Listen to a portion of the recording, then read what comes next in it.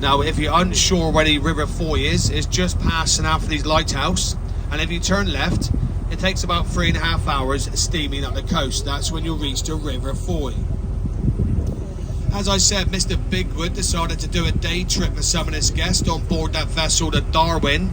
Now, the Darwin, she was a 36-foot cabin boat, and she only had a capability of carrying 12 passengers, and she didn't have a license to carry any passengers whatsoever, neither the crew or the skipper. Well, it was here on the left-hand side of the Greatwood House on the 31st of July 1966, around about 11:30 that morning.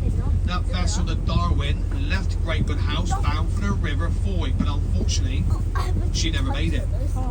She got lost somewhere off the Dublin Point, and basically the Dublin Point is like a halfway marker between the River Foy and the Port of Falmouth.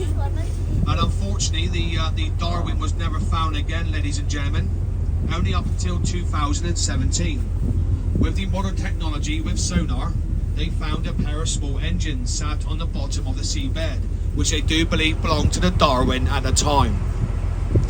Now, just to remind you again, guys, that the Darwin only had a capability of carrying 12 passengers. But on that fateful morning, on the 31st of July 1966, she had a great loss of life of 31 people. Children who are staying here at the Greatwood House here in Cornwall on their holiday. Now, if you do have 5 minutes of your time later on this evening, whether you're going home or back to your holiday let, if you like to go on Google and type in the Darwin disaster in Falmouth 1966, and unfortunately, it does make good reading. So the Greatwood House to my left-hand side and the Darwin disaster. We're actually coming up to the anniversary of the Darwin disaster, ladies and gentlemen, within the next 4 days, which will be the 31st of July. So as I said, go on Google, type it in, it does make good reading.